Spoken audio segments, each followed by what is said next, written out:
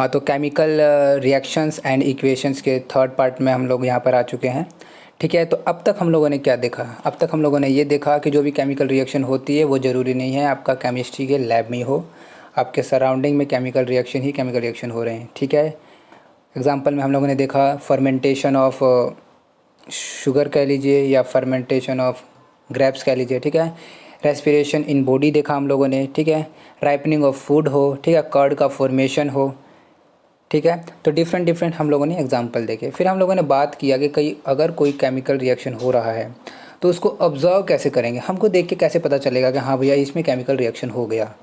ठीक है, तो आपके पास हम लोगों ने बात किया था 5 कैरेक्टरिस्टिक्स हैं, उसको देख के हम लोग पता कर लेंगे। वो हो सकता है पाँचों कैरेक्टर एक ही रिएक्शन में हो जाए। ठीक है, हो सकता है सिर्फ एक ही कैरेक्टर आपको दिखे। ठीक है, उन पाँचों में से कोई सा भी अगर होता है तो हम कह देंगे कि क्या भैया केमिकल रिएक्शन हुआ है। तो वो कौन कौन से थे? तो हम लोगों ने एक न्यूमेरिक्स याद कर लिया था उस पर, CpGst। ठीक है, तो उसमें हम लोगों ने क्या क्या देखा? Change in colour, formation of precipitate, gas का इवोल्यूशन, G फॉर गैस का इवोल्यूशन, S फॉर स्टेट तो change in state, and change in temperature. ठीक है, अगर किसी रिएक्शन में हीट इवॉल्व हो रहा है तो टेम्परेचर चेंज होगा, अगर ठंडा हो रहा है तो भी टेम्परेचर चेंज होगा, तो चेंज इन टेम्परेचर। तो ये 5 आपके कैरेक्टरिस्टिक्स थे। इनमें से हम लोगों ने बात किया था इवोल्यूशन ऑफ अ गैस, और उसमें हम लोगों ने देखा था कि zinc granule plus dilute H2SO4 को अगर आप मिक्स करते हो तो आपका एक गैस निकलता है H2 गैस। ठीक है, बबल के फॉर्म में निकलेगा। ठीक है, तो वो जो H2 गैस है, तो हम लोगों ने देखा कि भैया H2 गैस निकल रहा है, हमें कैसे पता चलेगा? तो हम लोगों ने देखा था ये जो कंटेनर है, बीकर है, कॉनिकल फ्लास्क है, जो इसमें हम लोगों को ये बबल दिख रहे हैं, तो हम कह देंगे क्या केमिकल रिएक्शन हो रहा है। ठीक है, फिर हम लोगों ने बात किया कि ये जो H2 गैस निकला एक तरह का गैस है। ठीक है, फिर हम लोगों ने बात ये किया कि एक और एग्जांपल लिया, और उस एग्जांपल में हम लोगों ने क्या लिया? Sodium carbonate. तो sodium carbonate plus dilute hydrochloric acid को मिलाया तो भी आपका H2 गैस निकलता है। तो हम लोगों ने 2 एग्जांपल लिए थे जिसमें आपका इवोल्यूशन ऑफ गैस हो रहा था। ठीक है, जो कि जिसकी हेल्प से हम लोगों ने ये देखा कि evolution of gas is a characteristics of a chemical reaction. ठीक है, किसी भी केमिकल रिएक्शन में अगर इवोल्यूशन ऑफ गैस होता है तो वो भी एक तरह का कैरेक्टरिस्टिक्स होता है। चलो, अब हम जो सेकंड हमारा था, हमें जो बात करना था, जहाँ पे हम लोगों ने छोड़ा था इस चीज़ को, वो था आपका फॉर्मेशन ऑफ ए प्रेसिपिटेट। ठीक है, तो चलिए इसको पढ़ते हैं, देखते हैं इसमें क्या क्या है। हाँ, तो उससे पहले हम लोगों ने ये भी देख लिया था कि प्रेसिपिटेट क्या होता है। तो प्रेसिपिटेट क्या होता था? एक सॉलिड सब्सटेंस जब केमिकल रिएक्शन हो जाए, ठीक है, केमिकल रिएक्शन हो जाए, प्रोडक्ट बनता है, प्रोडक्ट ऐसा बने जिसमें एक इनसॉल्युबल सब्सटेंस का फॉर्मेशन हो, जो कि सॉलिड फॉर्म में इनसॉल्युबल सब्सटेंस का फॉर्मेशन हो। ठीक है, और वो नीचे बैठ जाएगा तो उसमें क्या बोलेंगे? प्रेसिपिटेट। ठीक है, तब प्रेसिपिटेट का फॉर्मेशन हम लोग देख रहे हैं यहाँ पर, और उसके एग्जाम्पल भी देखेंगे। ठीक है, तो सेकंड कैरेक्टरिस्टिक्स है आपका फॉर्मेशन ऑफ प्रेसिपिटेट। तो आज से हम स्टार्ट करेंगे। ठीक है, ये वाला कैरेक्टरिस्टिक देखते हैं क्या क्या है इसमें। Okay, some chemical reactions are characterized by the formation of a precipitate. For example, when potassium iodide solution is added to a solution of a lead nitrate, then a yellow precipitate of a lead iodide is formed. ठीक है, तो इसमें क्या बोला है कि आपके पास एक पोटेशियम आयोडाइड सॉल्यूशन है, उसमें आप लोगों ने क्या यूज़ किया है? Lead iodide. अब पोटेशियम आयोडाइड अगर पूछूँ तो आप कैसे बताओगे क्या होगा फॉर्मूला उसका? देखिए, पोटेशियम आयोडाइड बोला है ना, तो पोटेशियम कहाँ से है? फर्स्ट ग्रुप से बिलोंग करता है तो +1 आएगा। और आयोडाइड देखिए आपका एक ग्रुप होता है 17 ग्रुप। कौन सा ग्रुप? 17 ग्रुप। मैंने आपको पहले बताया था क्या कि आपके पास 18 ग्रुप होते हैं पीरियोडिक टेबल में। ठीक है, बस फिलहाल इतना याद रखिए। ठीक है, आगे ये हेल्प करेगा। अगर आप ये धीरे धीरे अभी याद हो जाएगा तो पीरियोडिक टेबल वाला जो आपका मतलब चैप्टर आएगा तो उसमें हमें सिर्फ और सिर्फ ये देखना पड़ेगा कौन से एलिमेंट कहाँ है, हम लोगों को ज़्यादातर एलिमेंट हमें याद हो जाएंगे। ठीक है, तो फिलहाल ये याद रखिए कि भैया 18 ग्रुप होते हैं, 7 पीरियड होते हैं। ठीक है, तो 18 ग्रुप में हमने पहले 2 ग्रुप के एलिमेंट को देख लिया था, फर्स्ट ग्रुप सेकंड ग्रुप। ठीक है, अब मैं जो बात कर रहा हूँ वो बात कर रहा हूँ 17 ग्रुप के बात कर रहा हूँ। ठीक है, 17 ग्रुप में आपके कौन कौन से एलिमेंट होते हैं? देखिए, fluorine, chlorine, bromine and iodine. आप ये याद करेंगे अभी, फ्लोरीन, क्लोरीन, ब्रोमीन, आयोडीन। ठीक है, तो आप इसको कैसे याद करेंगे? तो ऐसे याद कर लीजिएगा, फसल भरी, फसल भर ई। ठीक है, फसल भरी। ओके, इस तरीके से आप लोगों ने याद कर लिया। तो क्या है, fluorine, chlorine, bromine and iodine. Okay, अगर फ्लोरीन ने एक इलेक्ट्रॉन ले लिया, अब देखिए 9th क्लास का है, थोड़ा बहुत समझाने की आवश्यकता है ना, ठीक है, तभी जाके आप आगे फार्मूला का जो फार्मूले हैं आपके उसको आप लिख पाओगे ठीक तरीके से। ओके, फ्लोरीन बोला तो फ्लोरीन का सिंबल एफ है आपके पास यहाँ पे, ठीक है, आपको याद रखना है। अगर एक इलेक्ट्रॉन ले लेता है, इसमें प्लस एक इलेक्ट्रॉन जोड़ दिया तो क्या आ जाएगा, एफ नेगेटिव बन जाएगा, क्योंकि एक इलेक्ट्रॉन लिया है और एक इलेक्ट्रॉन पे -1 यूनिट चार्ज होता है, -1 यूनिट चार्ज बोला मैंने, ठीक है। ओके, क्लोरीन है, अगर इसने भी एक इलेक्ट्रॉन ले लिया तो क्या बन जाएगा, Cl नेगेटिव। देखिए क्लोरीन का होता है C छोटा l, ठीक है। ओके, ब्रोमीन होगा तो क्या होगा, Br प्लस इलेक्ट्रॉन लीजिए, क्या होगा, Br नेगेटिव। ओके, अगर आयोडीन होगा तो एक इलेक्ट्रॉन ले लिया इसने भी, तो क्या होगा, I माइनस। ओके, देखिए मैं बताना क्या चाहता हूँ, बताने ये चाहता हूँ, आपके पास 17 ग्रुप है, 17 ग्रुप में आपके पास ये एलिमेंट होते हैं, fluorine, chlorine, bromine and iodine. Okay, अगर फ्लोरीन एक इलेक्ट्रॉन ले लेता है तो F माइनस बनता है। अब इसका क्या नाम होगा, देखिए ये तो फ्लोरीन है, तो इसका क्या नाम है, इसका नाम है फ्लोराइड। आइड वर्ड यूज़ हो जाएगा, क्या यूज होगा, क्या यूज़ होगा, आइड, ID, फ्लोराइड। तो वैसे क्लोरीन क्या हो जाएगा, क्लोरीन से क्लोराइड, ब्रोमीन से ब्रोमाइड और आयोडीन से आयोडाइड। ओके, आप लोगों को ये पता चलेगा कि आयोडाइड का फॉर्मूला क्या होगा, मतलब आयोडाइड का क्या होगा, मतलब सिंबल जो भी I माइनस। ओके, तो पोटेशियम क्या होता है, K प्लस, इन दोनों को अगर फॉर्मूला बनाओगे तो क्या आएगा, पोटेशियम आयोडाइड, KI। बात आ रही समझ में। अगर इसको इधर ले जाओ, इसको इधर ले जाओ, ये जो 1 है यहाँ पर, ये 1 है, ये भी 1 है, तो क्या होगा, K1I1, लिखने की जरूरत नहीं है 1, ठीक है। तो क्या लिखोगे सीधा, पोटेशियम आयोडाइड KI। ओके, आपको ये समझ में आ गया कि पोटेशियम आयोडाइड का फॉर्मूला क्या होता है। हाँ, तो इसने बोला, चलो हम लोगों को ये समझ में आ गया कि पोटेशियम आयोडाइड हमें लेना है सॉल्यूशन में। इसमें क्या ऐड करना है, इसमें ऐड करना है आपको solution of a lead nitrate. Okay, lead nitrate बोला है, लेड कौन से ग्रुप से बिलोंग करता है, ठीक है। देखिए फर्स्ट ग्रुप वाले की बात कर ली, सेकंड ग्रुप के बारे में बात कर लिया था, अब हमने अभी भी बात किया किसका, 17 ग्रुप के बारे में बात किया था। अब हम थोड़ा सा बात कर लेते हैं किसके, 14 ग्रुप के बारे में बात कर लेते हैं। देखिए 14 ग्रुप में आप में कौन कौन से एलिमेंट होते हैं, देखिए इसी तरीके से आपको धीरे धीरे याद हो जाएगा, ठीक है, पीरियोडिक टेबल बिल्कुल रट जाइए। तो चलिए 14 ग्रुप में कौन कौन से होते हैं, कार्बन,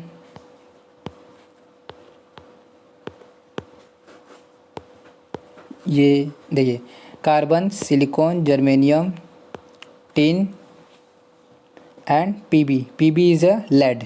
पीबी को क्या बोलते हैं, लेड, ठीक है। ये आपका C for carbon, SI silicon, G germanium, SN इसको टिन बोलते हैं, क्या बोलते हैं, टिन, बात आ रही समझे। और ये PbS लेड, ठीक है। तो आपको ये समझ में आ गया भैया, लेड जो है आपका 14 ग्रुप से बिलोंग करता है। ओके, और ये इसमें कौन कौन से एलिमेंट है, carbon, silicon, germanium, tin and lead. ये बार बार मैं इसलिए कर रहा हूँ ताकि आपको याद हो जाए। ओके, अब इसको याद करने का क्या तरीका है, जैसे हम लोगों ने पहले याद करने के तरीके देखे थे, तो इसको याद करने का तरीका क्या है, कहे सीता जी सुनो, SN सुनो, प्रभु PB। बात आ रही समझ में। ओके, तो ये आपका है लेड। अब देखिए जो लेड है वो है PB। अब PB जो है 2 इलेक्ट्रॉन देता है, कितने इलेक्ट्रॉन देता है, 2 इलेक्ट्रॉन दे देगा। जैसे फर्स्ट ग्रुप के एलिमेंट 1 इलेक्ट्रॉन देते थे, सेकंड ग्रुप के एलिमेंट 2 इलेक्ट्रॉन दे देते थे, ठीक है। वो तो हमें बिल्कुल फिक्स करके याद ही रख लेना है। अब एक्स्ट्रा क्या याद रखना है, याद ये रखना है कि PB जो लेड है वो हमेशा 2 इलेक्ट्रॉन देता है, ठीक है। तो क्या कार्बन के सारे जो ये आपके कहे सीता जी PB, ठीक है, क्या ये सभी 2 इलेक्ट्रॉन देते हैं, ऐसा नहीं है, ठीक है। फिलहाल हम सिर्फ और सिर्फ किसकी बात कर रहे हैं, लेड की बात कर रहे हैं, ठीक है। हर एक के साथ मत लगाना क्योंकि कार्बन +4 भी शो करता है। अभी क्या बोल दिया मैंने, ठीक है, क्या बोला मैंने, कार्बन +4 भी शो कर देता है और कार्बन पे -4 भी हम यूज़ करते हैं, तो वो हम बाद में देखेंगे। फ़िलहाल आपको क्या याद रखना है, आपको ये याद रखना है कि भैया लेड 2 इलेक्ट्रॉन दे देता है, ठीक है। ओके, जब लेड 2 इलेक्ट्रॉन दे देता है तो Pb+2 होगा। नाइट्रेट बोला है, नाइट्रेट का फॉर्मूला क्या होता है, NO3-। एक होता है नाइट्राइट, देखिए दोनों में डिफरेंस है, NO2-। ये है nitrite,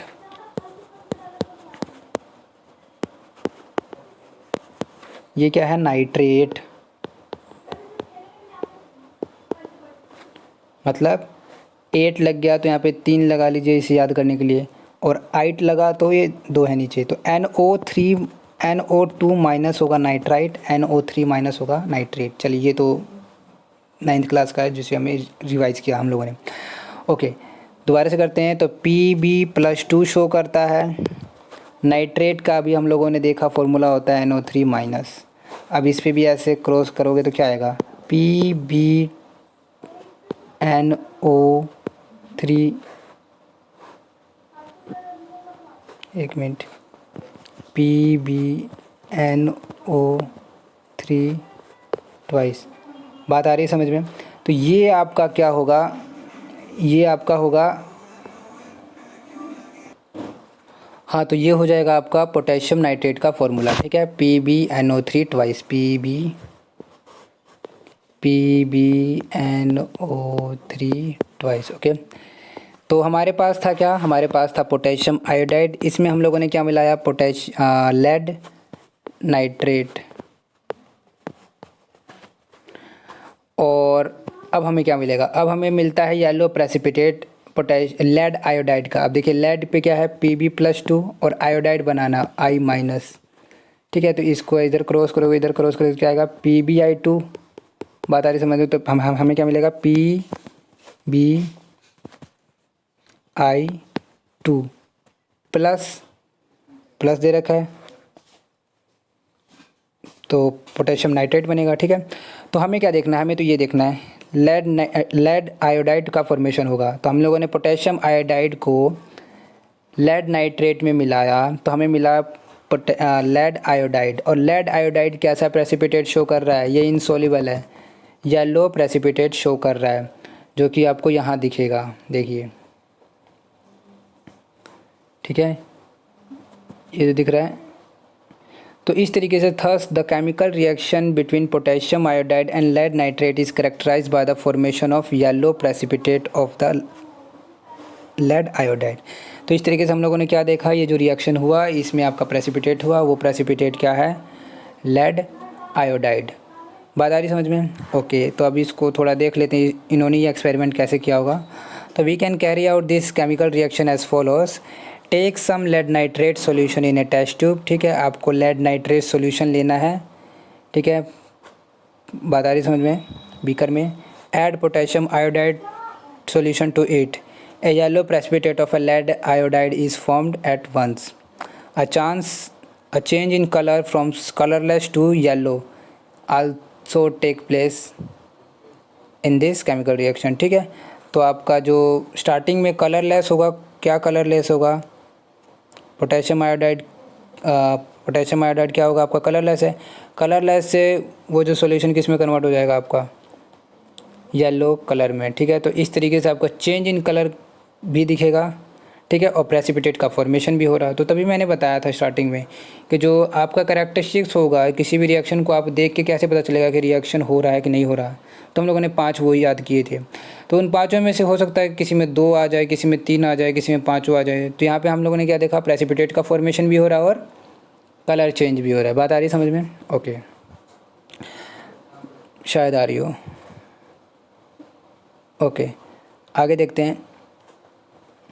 Let us take another example of a chemical reaction in which a precipitate is formed when dilute sulfuric acid is added to barium chloride solution taken in a test tube. Then a white precipitate of a barium sulfate is formed. Thus, the chemical reaction between sulfuric acid and barium chloride solution is characterized by the formation of a white precipitate of a barium sulfate. अब यहाँ पे एक और example दिया है आपको barium precipitate formation का। ठीक है, तो इसमें क्या बोला है, इसने ये बोला है कि आपके पास बेरियम क्लोराइड है BaCl2। देखिए बेरियम क्लोराइड का फॉर्मूला ये होगा, बात ऐसे Ba+ होता है क्योंकि सेकंड ग्रुप के एलिमेंट से बिलोंग करता है, तो Ba+2 होगा। ठीक है, क्लोराइड बोला तो Cl- होगा क्योंकि ये 17 ग्रुप से बिलोंग करता है। ठीक है, क्लोराइड है, इसको अगर क्रॉस करोगे, ऐसे करोगे तो फॉर्मूला क्या बनेगा, BaCl2। बात आ रही समझ में?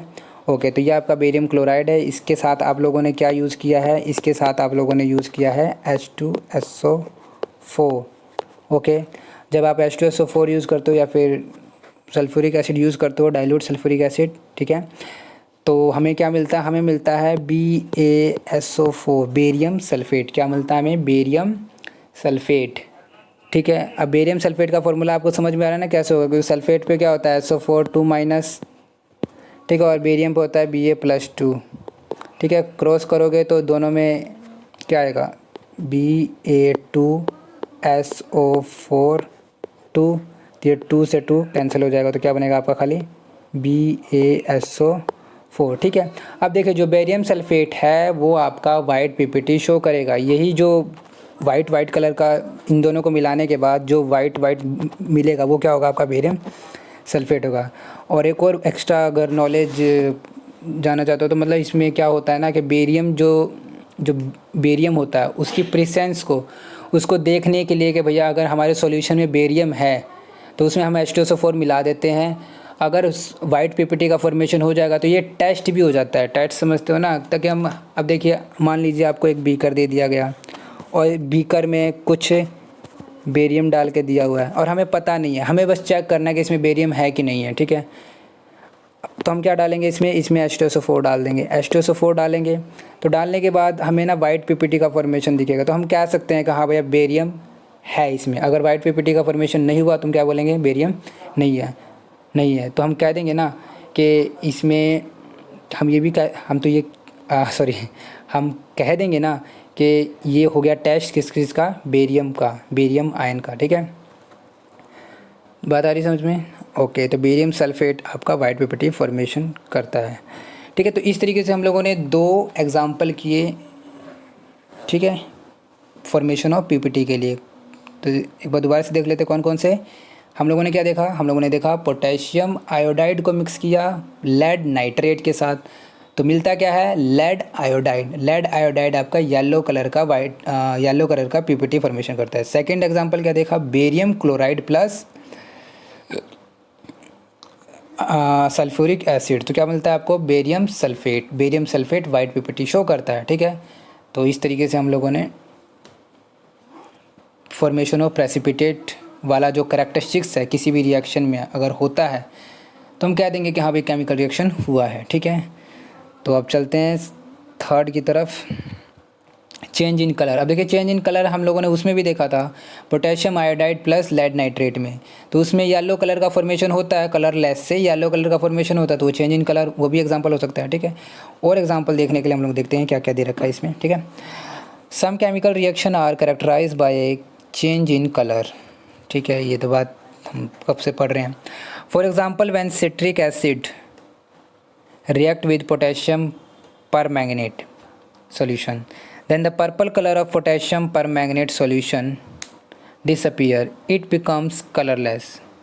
So the chemical reaction between citric acid and purple colored potassium permanganate solution is characterized by a change in color from purple to colorless. अब देखिए,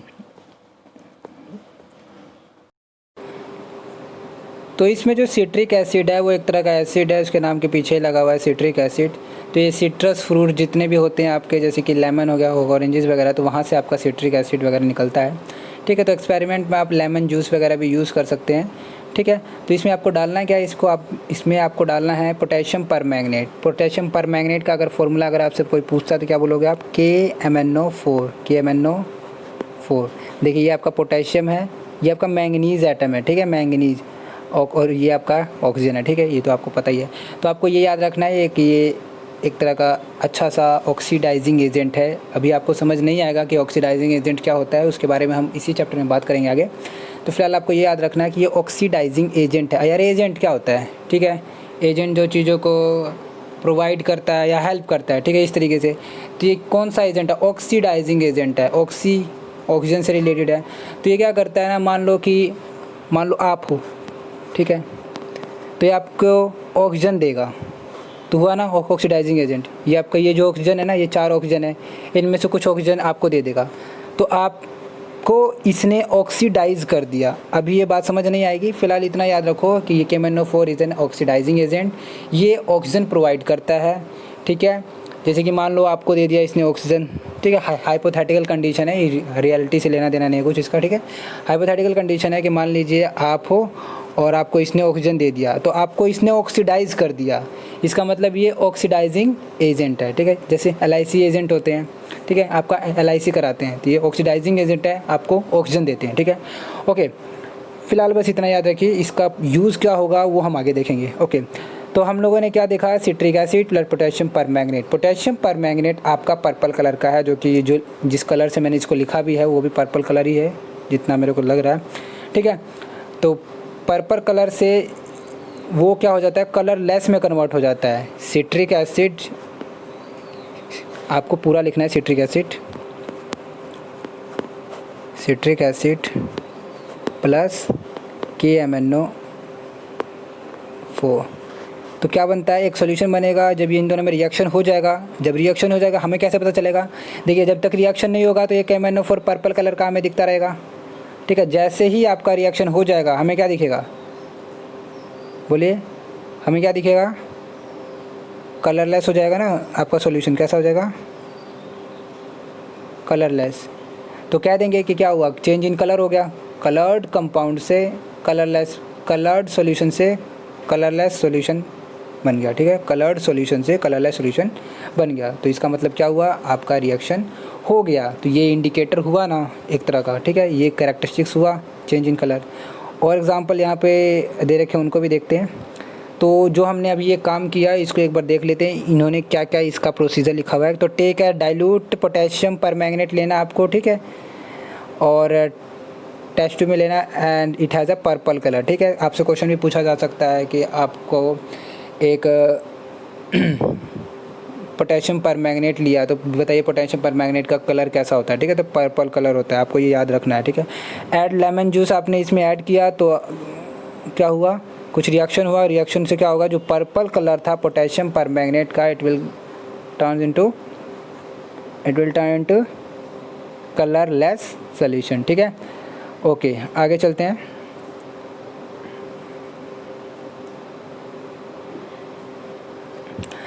तो एक और एग्जांपल लेते हैं, let us take another example of a chemical reaction in which a change in colour takes place, ठीक है। When sulphur dioxide gas is pass through acidified potassium dichromate solution. आपको याद है जब हम लोगों ने CO2 पास किया था कैल्शियम हाइड्रोक्साइड के सॉल्यूशन में, ठीक है ना, ये गैस था तो इसको हम लोगों ने पास किया था उस सॉल्यूशन में। एक सॉल्यूशन था, इसमें आप सिलेंडर में आपके पास गैस है CO2 और ये पास हो जाता है, ठीक है, तो पास करते हैं। वैसे यहाँ पर एक और गैस है जिसका नाम क्या है, SO2 सल्फ़र डाइऑक्साइड। इसको हम लोगों ने एक चैम्बर में हमारे पास, ठीक है, इसको हमें पास करना है एक सॉल्यूशन में, और उस सॉल्यूशन में क्या पड़ा है आपका, पोटेशियम डाइक्रोमेट। देखिए पहले वाला क्या था, पोटेशियम परमैंगनेट, ये वाला क्या है, पोटेशियम डाइक्रोमेट, और इसका फॉर्मूला क्या है, K2Cr2O7। क्या बोला मैंने, K2Cr2O7, ये है आपका पोटेशियम डाइक्रोमेट, ठीक है। आप इसको ऐसे ही याद रखेंगे, इसका कॉमन नेम है ये, ठीक है, पोटेशियम डाइक्रोमेट। ओके, इसको बोलते हैं पोटेशियम डाइक्रोमेट। अच्छा, तो पहले वाले को बोलते थे पोटेशियम परमैंगनेट। देखिए पहला वाला भी ऑक्सीडाइजिंग एजेंट था, ये भी आपका ऑक्सीडाइजिंग एजेंट है, क्लियर है इतना, ओके।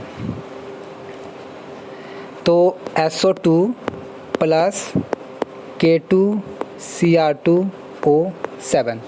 अब देखिए जब इसमें रिएक्शन होता है तो आपका ये वाला जो है K2Cr2O7 वो किस कलर का होता है, चलिए इसको रीड करते हैं एक बार दोबारा से, देखते हैं कहाँ से। When sulphur dioxide gas is pass through acidified potassium dichromate solution, then the orange colour और the potassium dichromate solution change to the green, ठीक है, ये ऑरेंज से ग्रीन में कन्वर्ट हो गया। देखिए तो सल्फ़र डाइऑक्साइड आपके पास है, आपने क्या ऐड किया इसमें, K2Cr2O7।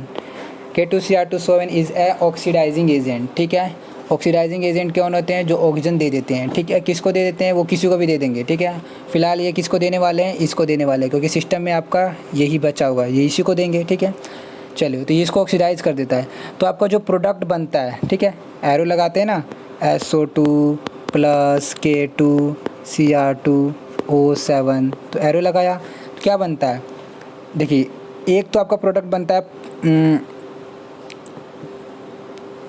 क्या बनता है, पोटेशियम सल्फेट। क्या बनता है, पोटेशियम सल्फेट। और एक प्रोडक्ट बनता है आपका क्रोमियम सल्फेट, और वाटर भी बनता है। ठीक है, अब थोड़ा ध्यान से देखिए, इसमें ये सब तो गिवन नहीं है ना, नहीं इसमें ये सब गिवन नहीं है, पर फिलहाल आपको ये याद रखना है क्या कि SO2 और K2Cr2O7 पोटेशियम डाइक्रोमेट रिएक्शन होने के बाद आपके पास ये प्रोडक्ट बना है, potassium sulphate, chromium sulphate and water. अब देखिए इसका कलर कैसा था, ऑरेंज कलर का। ठीक है, इस ऑरेंज कलर से ये किस में कन्वर्ट हो जाता है, ग्रीन कलर। जो ग्रीन कलर आया है, जो ग्रीन कलर आ रहा है, जो लाइटिश ग्रीन कलर आ रहा है, ठीक है, लाइट ग्रीन आ रहा है जो, ठीक है, वो आ रहा है इसकी वजह से, किसकी वजह से, क्रोमियम सल्फेट की वजह से। अब थोड़ा यहाँ पे अगर देखोगे फॉर्मूला, क्रोमियम सल्फेट बोला मैंने, Cr2SO4 थ्राइस, तो मैं ये कह सकता हूँ कि क्रोमियम पे कितना चार्ज होगा, +3 का, और सल्फेट पे कितना चार्ज होगा। समझ में आ रही है ना बात। ठीक है, इसका ये वाला यहाँ आ जाएगा और ये वाला इसके ऊपर आ जाएगा। ठीक है, चूँकि ये देखिए जब भी आप लेफ़्ट में लिखते हैं, वो लेफ़्ट में क्या लिखते हो आप लोग, पॉजिटिव चार्ज पहले लिखते हो। ठीक है, राइट में आपका नेगेटिव पार्ट लिखते हो, जैसे कि लेफ़्ट में आप कैटायन लिखते हो, राइट में आप एनायन लिखते हो नॉर्मली। ठीक है, ओके, तो ये हमारा रूल रहता है। ठीक है, तो ये हो गया आपका क्रोमियम, जिस पे कितना चार्ज है, +3। अच्छा एक बात बताइए, क्रोमियम कौन से ग्रुप से बिलोंग करता होगा। ठीक है, तो क्रोमियम एक तरह का मेटल है। ठीक है, तो ये जो क्रोमियम है ये आपका बिलोंग करता है, जैसे कि आपने पीरियोडिक टेबल देखा होगा, मतलब देखा नहीं है पर फिर भी मैंने बताया क्या, 18 ग्रुप होते हैं। तो यहाँ पे पहला ग्रुप, दूसरा ग्रुप, तो तीसरा, चौथा, पांचवा, छठा, फिर 3, 4, 5, 6, तो यहाँ मिलता है आपका क्रोमियम। ठीक है, तो 6th में मिलता है। अच्छा जो पहले वाला मैंगनीज़ था, क्या था, मैंगनीज़, तो मैंगनीज़ मिलता है आपका 7th ग्रुप में। जैसे दोबारा से मैं बनाऊँ तो इस तरीके से 1, 2, पहले 2 ग्रुप, तीसरा ग्रुप, चौथा ग्रुप, पांचवा ग्रुप, 6th, 7th, ठीक है, 8th, ऐसे 12th तक जाएगा ये। ठीक है, तो आपका क्रोमियम कहाँ मिलता है, क्रोमियम मिलता है यहाँ, और मैंगनीज़ कहाँ मिलता है, यहाँ। ठीक है, तो यहाँ पे पीरियोडिक टेबल में देखोगे आप। ठीक है, ओके, तो मैं कहना ये चाहता हूँ कि भैया क्रोमियम जो है वो 6th ग्रुप से बिलोंग करता है और मैंगनीज़ आपका 7th ग्रुप से बिलोंग करता है। पोटेशियम डाइक्रोमेट ले लो तो वो कैसा कलर होता है, उसका कलर होता है ऑरेंज कलर का। उसका अगर रिएक्शन कराते हो सल्फ़र डाइऑक्साइड के साथ तो कलर्ड कंपाउंड कौन सा बनता है, ग्रीन कलर का कंपाउंड बनता है। वो कलर कंपाउंड किसकी वजह से होता है, वो बनता है because of formation of chromium sulphate की वजह से बनता है।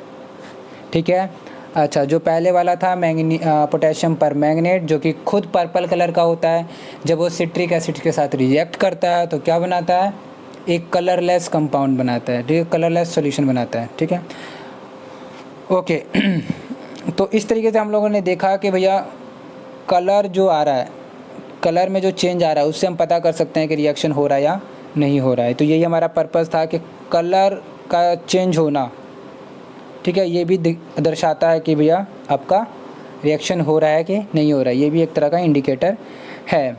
अच्छा एक बात बताइए, स्टार्टिंग में आपने लिया था K2Cr2O7, इसमें आपने SO2 मिलाया, इसमें ऐसा क्या था कि ये कौन से कलर का था, ऑरेंज कलर का था, और ये जब रिएक्शन करने के बाद जब बनाता है Cr2 क्रोमियम सल्फेट, तो क्रोमियम सल्फेट बनाता है तो इसका ग्रीन कलर क्यों आता है। ये मतलब देखो कलर तो चेंज आ रहा है, ठीक है, पर कलर आ किसकी वजह से रहा है, ये दिमाग में क्वेश्चन उठना चाहिए कि यार कोई भी चीज़ कलर्ड क्यों है। ठीक है, तो ये आपके लिए मैंने क्वेश्चन छोड़ा है। ठीक है, अगर आपको जानना है तो कमेंट बॉक्स में बोल देना, एक नई वीडियो बना देंगे। ठीक है, ओके, तो मेरी बात सुनो ध्यान से, हम लोगों ने ये कर लिया है कलर एज अ कलर एक ऐसा कैरेक्टरिस्टिक्स जिससे आप पता कर सकते हैं कि कोई रिएक्शन हो रहा है या नहीं हो रहा है। चलो आगे चलते हैं।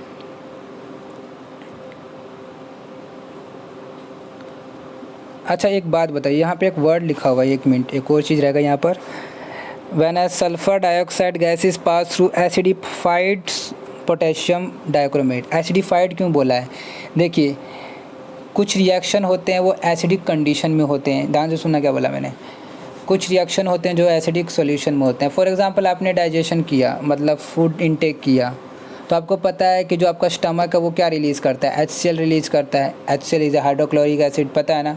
तो यहाँ पे जो फूड का डाइजेशन हो रहा है, जो भी यहाँ पे फूड का डाइजेशन होगा वो किस कंडीशन में हो रहा है? एसिडिक कंडीशन में हो रहा है। मतलब वो जो रिएक्शन हो रहे हैं वो किस कंडीशन में हो रहे हैं? एसिडिक कंडीशन में हो रहे हैं।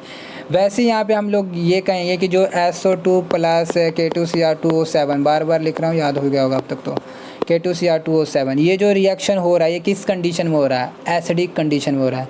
तो हमें यहाँ पे थोड़ा सा एसिड भी मिलाना पड़ेगा, ठीक है। अब कोई सा भी एसिड नहीं मिला देंगे, ठीक है। कोई सा भी एसिड नहीं मिलाने का क्या मतलब है? फ़िलहाल आप यही याद रखिए कि एसिड मिलाएंगे हम लोग, ठीक है। तो एसिडिक कंडीशन में ये रिएक्शन होगा और क्या बनेगा बताइए दोबारा से।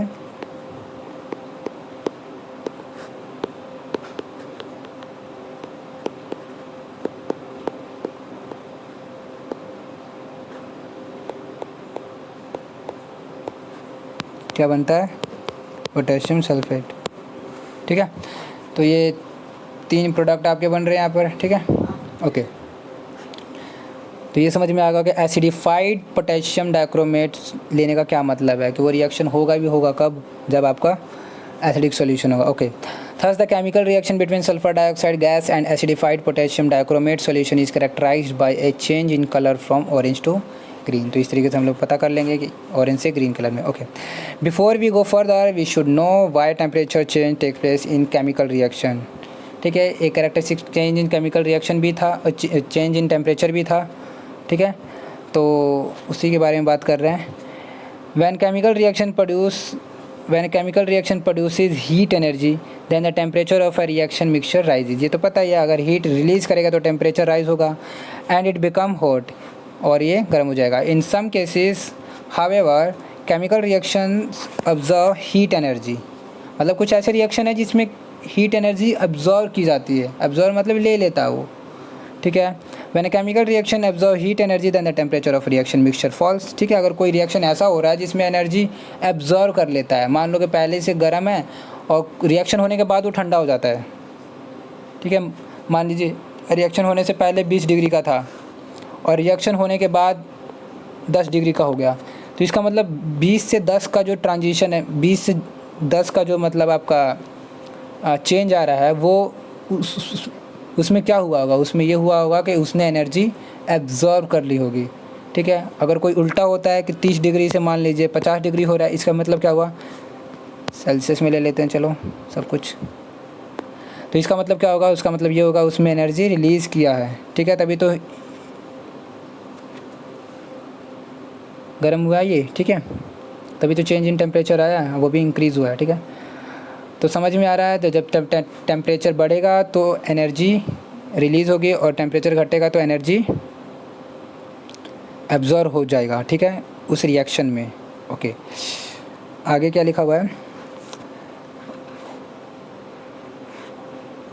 इन some cases however chemical reaction observe heat energy, ये तो हो गया था। When a chemical reaction observe heat energy then the temperature of reaction mixture falls और डिक्रीज और इट बिकम कोल्ड, ठीक है। कम भी हो सकता है और इतना हो जाएगा कोल्ड हो जाए, बिल्कुल ठंडा हो जाए। So when we talk of change in temperature in a chemical reaction it can be rise in temperature और फॉल इन टेम्परेचर। यही नहीं कि सिर्फ कह दिया कि हाँ टेम्परेचर राइज होगा, अगर कोई केमिकल अगर चेंज इन टेम्परेचर हो रहा है तो चेंज का मतलब चेंज इन टेम्परेचर बोला तो चेंज मतलब कुछ भी, पॉजिटिव में भी नेगेटिव में भी, ठीक है, okay. Another point to be noted is that the compound calcium oxide is known by 2 common name, lime as well as quick lime. क्या बोला? लाइम और क्विक लाइम, जो कि हम लोगों ने पहले बात किया था, जब सबसे पहले जब हम लोगों ने क्लास ली थी तो उसमें क्या था? कैल्शियम कार्बोनेट था, ठीक है। तो कैल्शियम कार्बोनेट जो था तो उसको हम लोगों ने क्या किया था? हीट से तोड़ा था, तो हीट से तोड़ा था तो कैल्शियम ऑक्साइड बना था प्लस CO2 निकला था। तो इसको क्या बोलते हो आप, क्विक लाइम या फिर लाइम, क्विक लाइम या फिर लाइम। बात आ रही समझ में? ओके, तो ये बताना तो यही चाहता था कि हम लोगों ने जब देखा था कि कैल्शियम ऑक्साइड को जब पानी में डालते हो तो ये क्विक लाइम है या फिर लाइम है। पानी में डालते हो तो या इससे एनर्जी रिलीज़ होती है, तो क्या क्या बनता है, कैल्शियम ऑक्साइड, कैल्शियम हाइड्रोक्साइड बनता है ना, कैल्शियम हाइड्रोक्साइड, प्लस में एनर्जी रिलीज़ होती है। तो इस केस में आपका जो भी कंटेनर होगा वो क्या हो जाएगा, गर्म हो जाएगा, टेम्परेचर इंक्रीज़ हो जाएगा। ठीक है, ओके आगे चलते हैं। तो ये हो गया, हाइड्रोक्साइड का फॉर्मेशन हो जाएगा।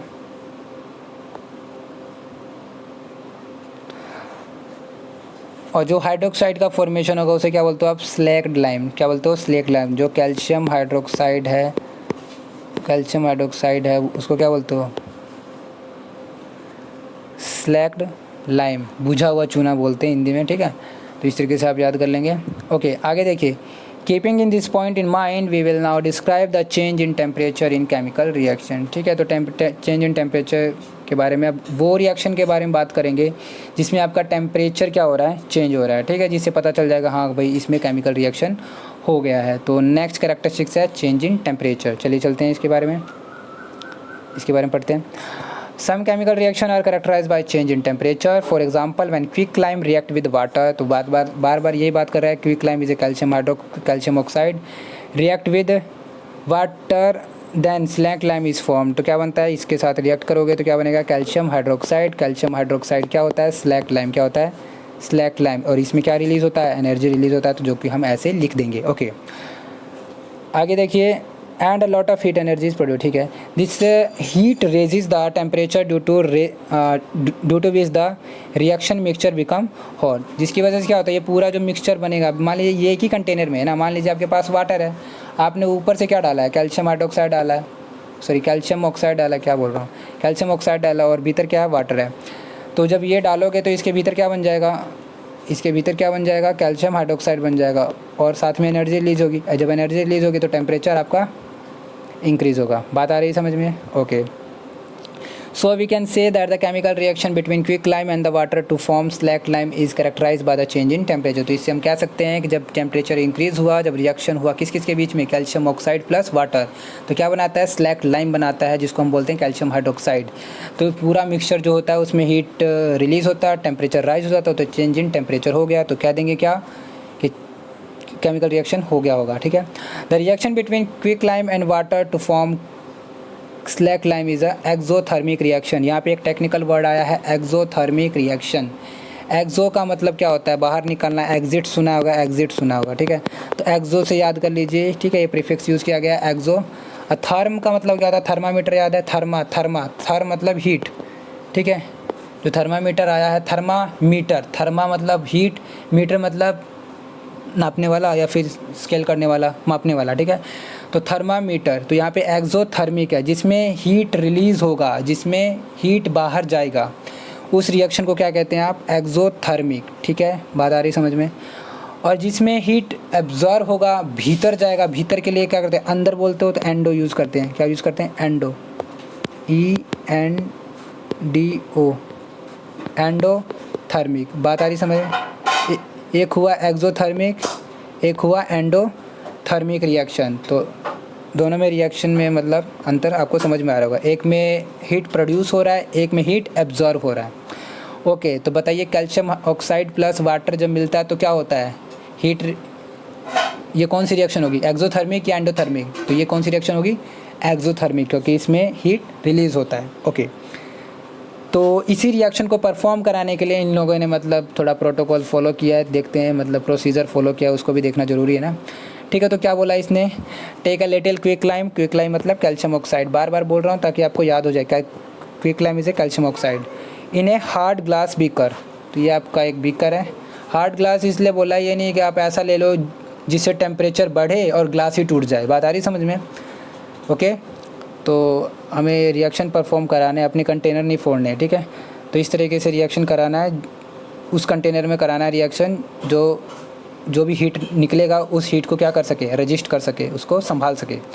ओके, तो हम लोगों ने ये बीकर लिया, उसमें अपने वाटर डाला हुआ था, नहीं वाटर नहीं डाला, पहले क्या डाला आपने, क्विक लाइम डाला, देन उसके बाद क्या डाला है, स्लोली स्लोली क्या डाल रहे हो आप, वाटर डाल रहे हो, ठीक है। तो ये जब डालोगे तो क्या होगा आपका, जब ये हाथ लगाओगे इसमें तो आपको हीट महसूस होगा, ठीक है। क्यों महसूस होगा, क्योंकि रिएक्शन में हीट रिलीज़ होती है, कितनी बार बताएंगे, ठीक है। चलिए आगे चलते हैं।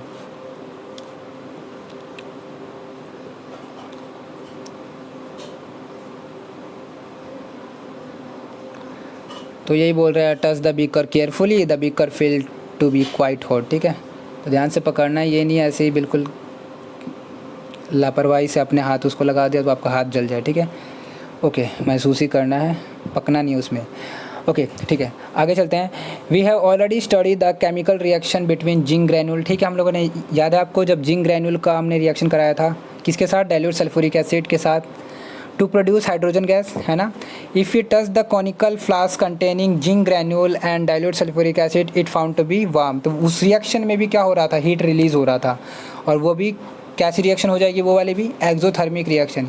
ये बस कैटेगराइजेशन किया इन लोगों ने, कैटेगरी बनाई है, exothermic, endothermic, on the basis of heat किस में निकल रही है और किस में हीट एब्जॉर्ब हो रही है, ठीक है। तो अलग अलग कैटेगरी बना रखी है, एक्सोथर्मिक, एंडोथर्मिक, ठीक है, अलग अलग है।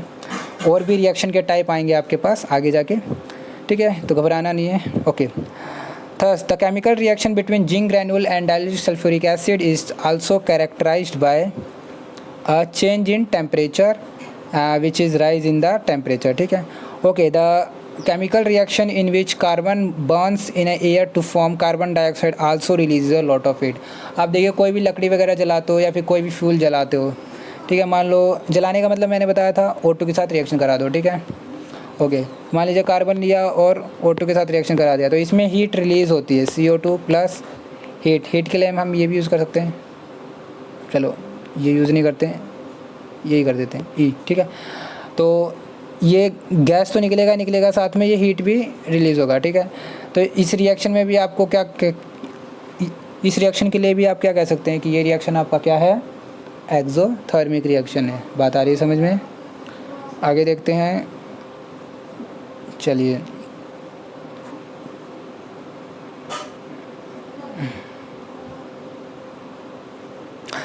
We will now give one example of a chemical reaction in which heat energy is observed due to which the temperature falls।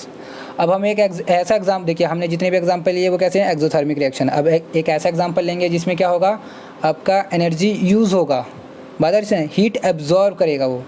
अब देखिए एक ऐसा रिएक्शन है, कौन सा, बेरियम हाइड्रोक्साइड। तो आपको ये समझ में आ रहा है बेरियम हाइड्रोक्साइड का फॉर्मूला कैसे होगा, कैसे बना होगा। हाइड्रोक्साइड आयन पता है ना आपको, ये एक तरह का एनायन है जिसमें ऐसे नेगेटिव लगा रहता है, ठीक है। तो यहाँ पे बेरियम पे +2 होता है और +2 चार्ज है, और यहाँ पे एक नेगेटिव है, तो 2 आपको हाइड्रोक्साइड यूज़ करने पड़ेंगे, इसलिए बैलेंस बन जाएगा। ओके, ये समझ में आता ही होगा आपको। तो barium hydroxide is added to the ammonium chloride, क्या बोला इसने, अमोनियम क्लोराइड। ये आपका क्या है, अमोनियम क्लोराइड। चलो इसकी थोड़ी वो करते हैं इसके बारे में, अमोनियम क्लोराइड क्या है। देखिए मान लीजिए ये आपका क्या है, अमोनिया, ये आपको याद रखना, दिस इज़ योर अमोनिया।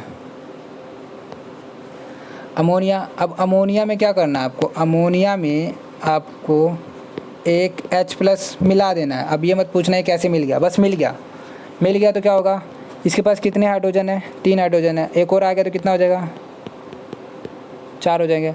अब इस पे पास पहले से कितना चार्ज है, प्लस का, और इस पे कितना चार्ज है, 0 है। इस पे तो कोई चार्ज मैंने लिखा ही नहीं है, ठीक है। जब कुछ लिखा नहीं होता उस पर चार्ज नहीं होता है, बात आ रही है समझ में। ओके, तो ये न्यूट्रल है और इसमें एक ऐड हो गया, तो जब ऐड हो गया तो +1 तो रहेगा ना, तो +1 इस तरीके से। तो ठीक है, अमोनिया था, अब क्या बन गया, ये अमोनियम, क्या बन गया, अमोनियम। यम वर्ड जहाँ आ जाता है ना, ईयम, उसमें पॉजिटिव हो जाता है, मतलब प्लस आ जाता है उसमें, ठीक है। ज़्यादातर याद करने के लिए बोला है, ठीक है। अमोनिया से अमोनियम बन गया, ठीक है। ओके, तो अमोनियम आपको पता चल गया, अमोनियम एक ऐसा कैटायन है जिस पे +1 चार्ज होता है। और क्लोराइड मैंने बताया था, फ्लोराइड, क्लोराइड, ब्रोमाइड, आयोडाइड, उस पर कितना चार्ज होता है, -। तो ये क्या हो जाएगा, आपस में मिल जाएंगे तो क्या बनेगा, अमोनियम NH4Cl। ये बार बार मैं आपको क्लोज नहीं करके दिखाऊंगा कि मैं बार बार ऐसे करता हूँ ना, चलिए एक बार कर ही लेते हैं, क्या दिक्कत है, प्रैक्टिस ही हो रही है। एक बार इधर आया, ये इधर आया, तो क्या बन जाएगा NH4 ब्रैकेट 1 Cl1। अब ये 1 1 लिखने की आवश्यकता नहीं है, तो क्या लिखेंगे आप, सीधा NH4 Cl। आपको ये बार बार बनाना आना चाहिए, ठीक है। एक बार बनाना, आपको एक बार तो बनाना ही है, ठीक है। ओके, तो हम लोगों ने क्या किया, बेरियम हाइड्रोक्साइड लिया और उसमें आपने क्या डाला है, ammonium chloride taken in a test tube and mix with a glass rod, ठीक है। उसको ग्लास रोड कुछ नहीं है, कांच की एक वो होती है, रॉड होती है, जिससे आप मिलाने के लिए यूज़ करते हो लैब में, ठीक है। तो ग्लास रोड वगैरह यूज़ किया, छड़ी है ये एक तरह की। Okay, then barium chloride and ammonia and water are formed. तो बेरियम हाइड्रोक्साइड जिसका फॉर्मूला हम लोगों ने एक्सप्लेन किया अभी, अमोनियम क्लोराइड जिसका फॉर्मूला अभी हमने एक्सप्लेन किया था, और इसको मिला दिया और फिर स्टेयर कर दिया, मतलब मिला दिया किससे, ग्लास रोड से। तो क्या क्या बनता है, बेरियम क्लोराइड बनता है प्लस अमोनिया बनता है।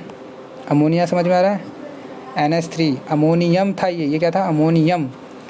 ओके, आगे क्या है, क्या क्या क्या क्या, वाटर,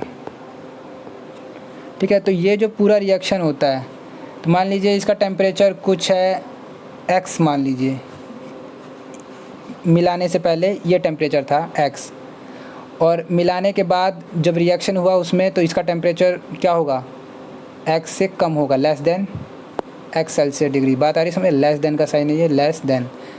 तो इस तरीके से हम कह सकते हैं कि इसमें क्या हुआ होगा, एनर्जी एब्जॉर्ब हुआ होगा, इसका टेम्परेचर कम हो गया। So a lot of heat energy is observe during this reaction due to which the temperature क्या हो जाएगा, फॉल हो जाएगा, and the bottom of a test become very cold. जो इसका अगर आप बीकर वगैरह में रखोगे, तो इसका जो नीचे का जो होगा, या फिर टेस्ट ट्यूब वगैरह रखोगे, टेस्ट ट्यूब वगैरह में इसको आपने पोर किया है बेरियम हाइड्रोक्साइड या फिर बेरियम हाइड्रोक्साइड और अमोनियम क्लोराइड को, तो आपका ये जो रिएक्शन के बाद जो मिक्सचर बनेगा, तो उस मिक्सचर का जो बीकर का जो बॉटम होगा वो कैसा हो जाएगा, बिल्कुल चिल्ड हो जाएगा, ठंडा पड़ जाएगा, ठीक है। तो क्या देंगे कि हाँ टेम्परेचर कम हो गया, और क्या हो गया आपका, ये कौन सा रिएक्शन हो जाएगा, एंडोथर्मिक, क्योंकि इसमें हीट एब्जॉर्ब हो गया, ठीक है। चलिए आगे देखते हैं क्या लिखा है। Thus the chemical reaction between barium hydroxide and ammonium chloride to form barium chloride, ammonia and water, दोबारा से क्या बोला, The chemical reaction between barium hydroxide and ammonium chloride to form barium chloride, ammonia and water is characterized by a change in temperature which is fall in the temperature, ठीक है। It is an endothermic reaction which means heat absorbing reaction, जिसमें heat absorb होता है, ठीक है। तो इस तरीके से हम लोगों ने देखा कि टेम्परेचर भी बताता है आपको क्या, कि रिएक्शन हो रहा है कि नहीं हो रहा है, ठीक है। मान लो बेरियम हाइड्रोक्साइड और अमोनियम क्लोराइड आपने मिला दिया और इसमें कुछ हुआ ही नहीं, टेम्परेचर लो नहीं हुआ, तो हम कहेंगे यार इसमें कुछ हुआ नहीं है, ठीक है। टेम्परेचर कम हो गया तो कह देंगे हाँ टेम्परेचर कम हुआ तो रिएक्शन हो गया होगा, ठीक है। बेरियम क्लोराइड बन गया होगा, वाटर इसमें बन गया होगा, ठीक है। और क्या बन गया होगा, अमोनिया रिलीज़ हो गया होगा, ठीक है।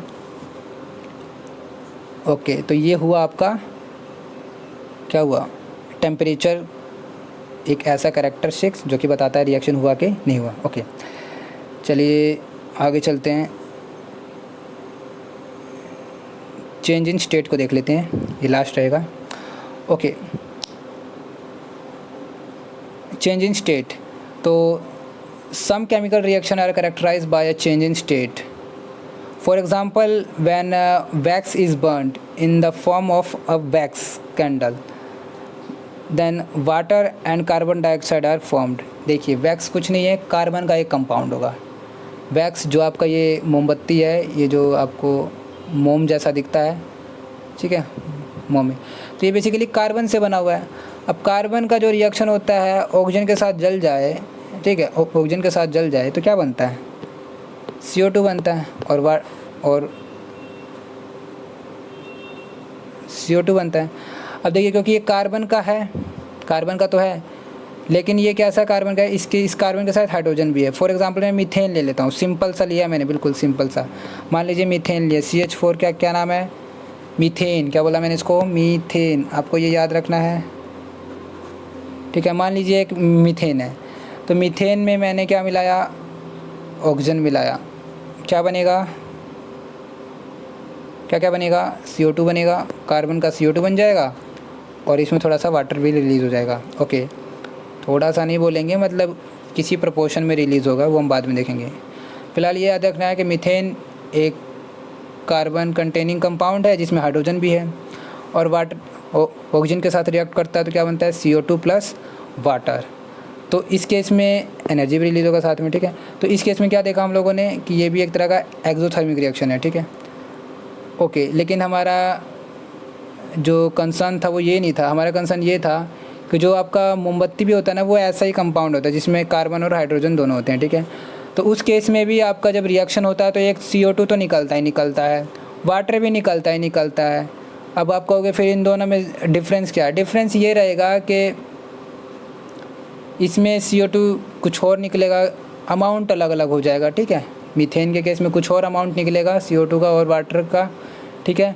वहीं अगर हम बात करें वैक्स के बारे में तो वो भी अमाउंट डिफ़र करेगा, ठीक है। तो दोनों सेम ही है लेकिन जो अमाउंट होगा वो डिफ़र करेगा, ठीक है। फ़िलहाल बस इतना याद रखिए। तो हम लोगों ने क्या देखा, वैक्स एक ऐसा कंपाउंड है जिसको ऑक्सीजन के साथ रिएक्शन करने के बाद CO2 निकलता है और वाटर निकलता है। ओके, आगे क्या है, नाउ वैक्स इज सॉलिड। अब देखो वैक्स आपको सॉलिड सॉलिड दिखता है, वाटर इज़ अ लिक्विड और वाटर क्या है, लिक्विड है। वेयर कार्बन डाइऑक्साइड क्या है, गैस है।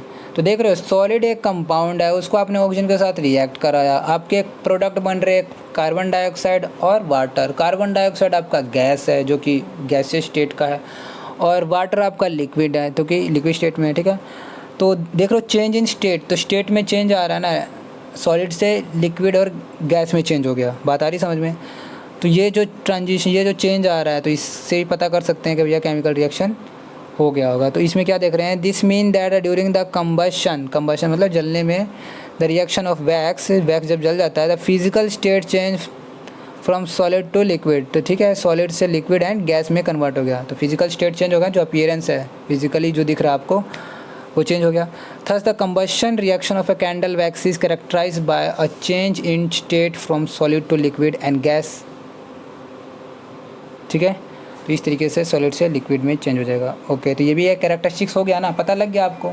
जैसे आपको वाटर वाटर दिखेगा, लिक्विड लिक्विड दिखेगा, गैस निकलता हुआ दिखेगा, तो कह देंगे रिएक्शन हो चुका है, ठीक है। तो ये इस तरीके से हम लोग कह सकते हैं कि चेंज इन स्टेट से ही पता कर सकते हो आपकी केमिकल रिएक्शन हो गया है, ऑब्जर्व हो जाएगा। ओके, आगे क्या देख रखा है, because wax is a solid, water are formed when combustion of wax is solid liquid at room temperature where the carbon dioxide produced by the combustion of wax is gas, ठीक है।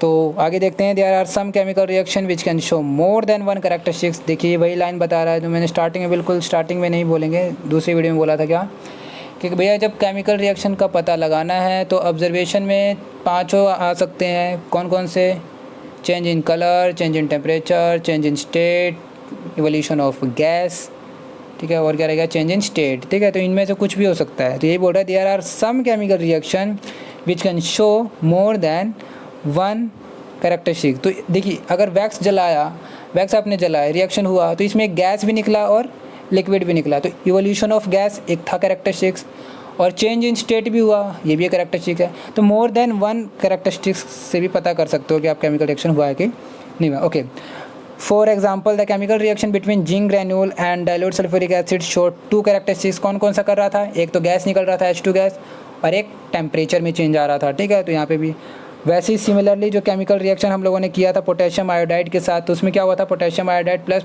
Lead nitrate, तो इससे क्या बनता था, हमारा lead iodide बनता था, जो कि कैसा था, कलरलेस से कलर्ड कंपाउंड बन गया। कौन सा कलर्ड, येलो कलर का प्रेसिपिटेट भी बनता है, ठीक है। तो कलर भी चेंज आ गया और प्रेसिपिटेट का फॉर्मेशन भी हुआ था, याद आ रहा है, पोटेशियम आयोडाइड में,